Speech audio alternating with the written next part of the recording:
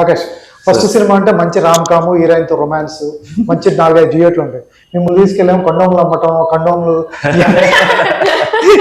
ఇవి తీసుకొచ్చారు. ఎలా అనిపించింది ఫస్ట్ కథ అప్పుడు అనిపించింది రామ్ కామ్ తగిలితే బాగుండేది అనిపించింది ఏమన్నా, లేకపోతే ఫ్యామిలీ డ్రామా 3 పిల్లలు ఈ గోల్ ఏంటి అని అనిపించింది? లేదు సార్, అంటే నాకు ఏ స్క్రిప్ట్ లో అయినా కొంచెం కొత్తదనం కనిపిస్తే నేను చాలా హుక్ అయిపోతాను.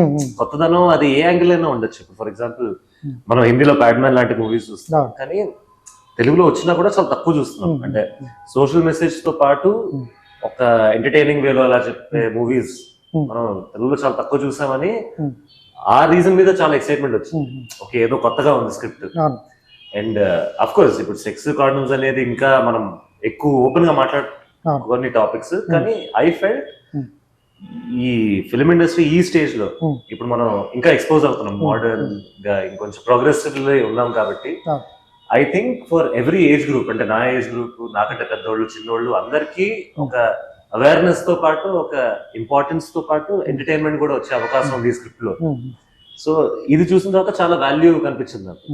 సో అక్కడ ఆ విషయంలో ఎక్సైట్ అయ్యి నేను చూడడానికి ఎలా ఉంటాను, నేను ఎవరితో రొమాన్స్ చేస్తున్నాను, లేకపోతే నేను ఎంతమందిని కొడుతున్నాను, ఇదేం మైండ్కి రాలేదు. ఎందుకంటే స్క్రిప్ట్ అంతా నచ్చింది నాకు. ఆ కొత్తదనం మీద ఎక్కువ ఫోకస్ పెట్టాను నేను.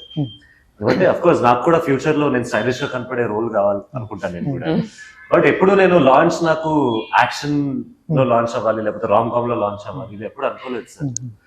I wanted to prove my self as an artist first. అంటే నేను యాక్ట్ చేయగలను అని ప్రూవ్ చేయాలని ఉండేది నాకు. అండ్ ఈయన రాసిన క్యారెక్టర్ లో చాలా డెప్త్ కనపడింది నాకు, where I can prove my self as an actor. That was also very exciting.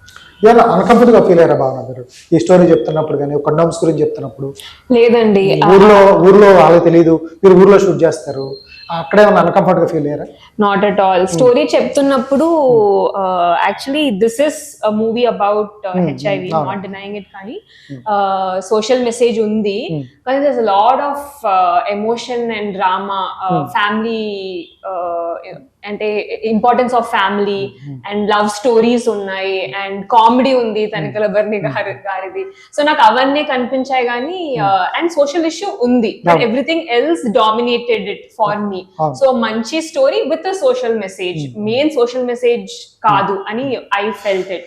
And village లో కూడా they were all very friendly అండి. అంటే కాండమ్స్ తో ఆడే కిడ్స్ వాళ్ళందరూ కూడా అక్కడ నుండే తీసుకొచ్చారు. So they were all very what to say respectful about our story and interested. అంటే ఇదంతా జరుగుతుందంటే వాళ్ళు కూడా వచ్చి నించుని చూసి they were all having fun. So అలా ఏం అన్కంఫర్టబుల్ గా అనిపించింది. సూపర్. అంటే ఎక్కడ అనిపించింది ఓ కండోమ్ పెట్టుకొని కండోమ్ బ్యాక్ డ్రాప్ లో సినిమా తీసేయాలని? సరే, రియల్ లైఫ్ స్టోరీ సార్ ఇది. అది థాట్ అలా స్టార్ట్ అవ్వలేదు అనుకుంటా. సినిమా తీస్తే బాగుంటుంది కదా. ఎంత లైన్ ఎలా వచ్చింది మీకు? ఒక చిన్న సరే, ఇది అంటే ఎట్లా వచ్చిందో నాకు కూడా తెలియదు సార్, బట్ ఎలా స్టార్ట్ అయింది అనేది అయితే తెలుసు. ఎందుకంటే ఈ ప్రాబ్లమ్స్ నా సినిమాలో ప్రతి క్యారెక్టర్ నేను చూసిందే. ఆబ్వియస్లీ సినిమా చూస్తే మీరు కూడా చెప్తారు, అరే నువ్వు చూసింది నేను చూసింది కూడా ఇది అని కూడా చెప్తారు. సో అలా చూసిన క్యారెక్టర్స్, దాని వల్ల ఎఫెక్ట్ అయిన ఫ్యామిలీస్ కూడా నేను చూసిన, దాని వల్ల ఎఫెక్ట్ అయిన విలేజెస్ ని కూడా చూసినాం రియల్ గా. సో ఇంత ఎఫెక్ట్ అవుతున్నది ఇప్పుడే కాదు, నేను గత 6-7 years 80s నుంచి, నేను 88 అప్పటి నుంచి కూడా ఏదో ఒక చూస్తుంటాం కదా, అవి బ్రెయిన్ లో బాగా పడిపోయినాయి. ఎప్పుడైతే మనకు సినిమాకి వచ్చినాక కూడా ఇంకా అవి రివైండ్ చేసుకుంటున్నాం అంటే చాలా స్ట్రాంగ్ పాయింట్స్ అవి. సో అప్పుడు నేను దాన్ని రాయడం స్టార్ట్ చేసేటప్పుడు చిన్న ఫిక్షన్, హెల్త్ ఆఫీసర్ ఒక అతన్ని చూసేవాడిని మా ఊరు సైడ్. ఆ హెల్త్ ఆఫీసర్ ఇలాంటి క్యారెక్టర్ అయితే ఏంటి అనేది ఇది ఫిక్షన్ అండి, మిగతాదంతా రియల్. సో దీన్ని ఆ క్యారెక్టర్ ని ఇలా షిఫ్ట్ చేసుకున్నాం. ఆకాష్ గారు హెల్త్ ఆఫీసర్. అవునండి.